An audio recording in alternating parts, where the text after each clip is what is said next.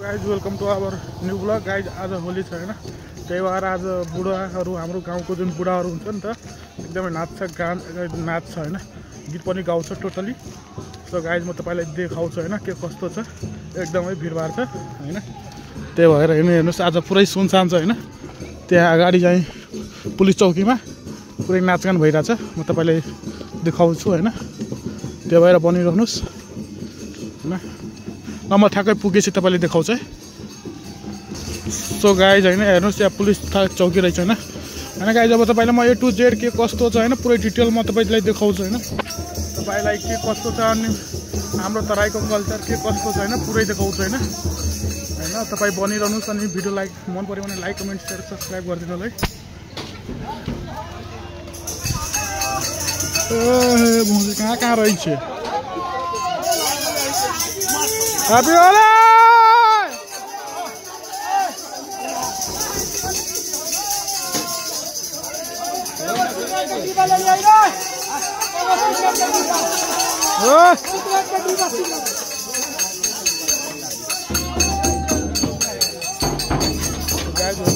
रमाइलो भइरहेको छ गाउँतिर हैन, तपाईले कोही देखाउँछ हैन।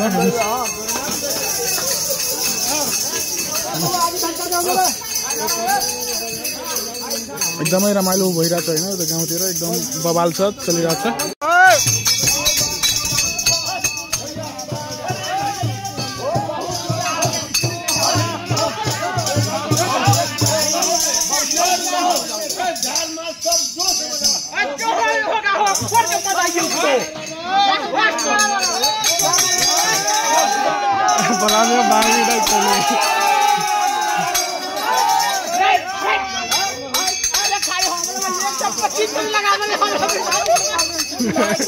Salam ya tile pura.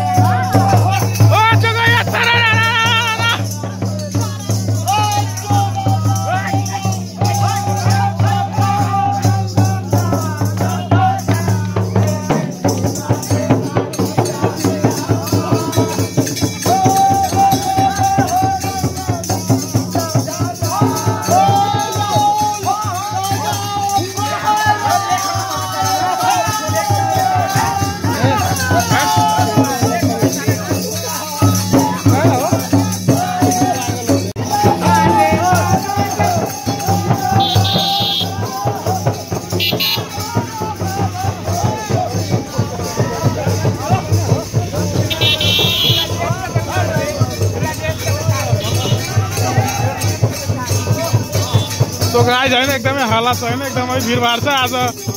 के भयो हैन, एकदम अचानक हैन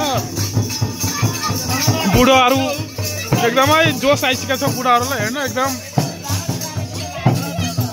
So guys आज फुल मस्ती हुनेवाला छ, एकदमै मजा आउँछ हेर्नु मान्छेहरूलाई। आज फेफाइमा रगाइजहरू गाइज हैन आज गाउँमा अब घर गएर नाच्ने हो, गीत गाउने हो। आजको होलीको त्यही हो हैन, खुसी आओस् सबको घरमा। त्यही भएर आज एकदम हैन रमाइलो हुन्छ हैन, घर गएर अब पुरै फुल प्रोग्राम हुन्छ।